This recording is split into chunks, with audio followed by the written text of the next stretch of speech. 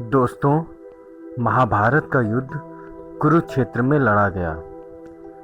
कुरुक्षेत्र में युद्ध लड़े जाने का फैसला भगवान श्री कृष्ण का था, लेकिन उन्होंने कुरुक्षेत्र को ही महाभारत युद्ध के लिए क्यों चुना, इसकी कहानी कुछ इस प्रकार है। जब महाभारत युद्ध होने का निश्चय हो गया तो उसके लिए जमीन तलाश की जाने लगी। श्री कृष्ण जी बढ़ी हुई असुरता से ग्रसित व्यक्तियों को उस युद्ध के द्वारा नष्ट कराना चाहते थे, पर भय यह था कि यह भाई भाइयों का, गुरु शिष्य का, संबंधी कुटुंबियों का युद्ध है। एक दूसरे को मरते देखकर कहीं संधि न कर बैठे। इसलिए ऐसी भूमि युद्ध के लिए चुननी चाहिए जहां क्रोध और द्वेष के संस्कार पर्याप्त मात्रा में हो। उन्होंने अनेकों दूतों को अनेकों दिशाओं में भेजे कि वहां की घटनाओं का वर्णन आकर उन्हें सुनाए। एक दूत ने सुनाया कि अमुक जगह बड़े भाई ने छोटे भाई को खेत की मेड़ से बहते हुए वर्षा के पानी को रोकने के लिए कहा, पर उसने स्पष्ट इनकार कर दिया और उलाहना देते हुए कहा, तू ही क्यों न बंद कर आवे, मैं कोई तेरा गुलाम हूँ। इस पर बड़ा भाई आग बबूला हो गया। उसने छोटे भाई को छुरे से गोद डाला और उसकी लाश को पैर से कुचलकर लगा दिया। इस नृशंसता को सुनकर श्री कृष्ण ने निश्चय किया, यह भूमि भाई भाई के युद्ध के लिए उपयुक्त है।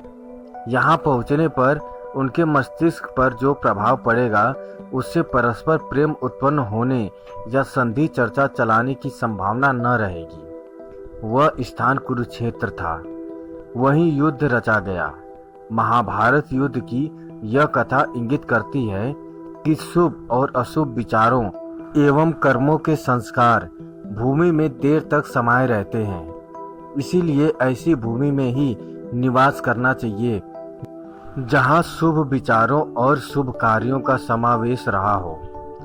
हम आपको ऐसी ही एक कहानी और सुनाते हैं जो कि श्रवण कुमार के जीवन से संबंधित है। जब श्रवण कुमार ने अपने माता पिता को कांवर से उतारकर पैदल चलाया। श्रवण कुमार के माता पिता अंधे थे। वे उनकी सेवा पूरी तत्परता से करते थे, उन्हें किसी प्रकार का कष्ट नहीं होने देते थे। एक बार माता पिता ने तीर्थ यात्रा की इच्छा की। श्रवण कुमार ने कांवर बनाकर दोनों को उसमें बिठाया और उन्हें लेकर तीर्थ यात्रा को चल दिया। बहुत से तीर्थ करा लेने पर एक दिन अचानक उसके मन में यह भाव आए कि माता पिता को पैदल क्यों न चलाया जाए। उसने कांवर जमीन पर रख दी और उन्हें पैदल चलने को कहा। वे चलने तो लगे, पर उन्होंने साथ ही यह भी कहा, इस भूमि को जितनी जल्दी हो सके हमें पार कर लेना चाहिए। वे तेजी से चलने लगे। जब वो भूमि निकल गई तो श्रवण कुमार को माता पिता की अवज्ञा करने का बड़ा पश्चाताप हुआ और उसने पैरों पर गिरकर क्षमा मांगी तथा फिर कांवर में बिठा लिया। उसके पिता ने कहा, पुत्र, इसमें तुम्हारा कोई दोष नहीं। उस भूमि पर किसी समय मैं नामक एक असुर रहता था। उसने जन्मते ही अपने ही माता पिता को मार डाला था। उसी के संस्कार उस भूमि में अभी तक बने हुए हैं। इसी से उस क्षेत्र में गुजरते हुए तुम्हें ऐसी बुद्धि उपजी। दोस्तों, कुरुक्षेत्र की तथा श्रवण कुमार की यह कहानी आपको कैसी लगी, हमें कमेंट करके ज़रूर बताएं। अगर अच्छी लगी तो शेयर करें, सब्सक्राइब करें और लाइक करें। धन्यवाद।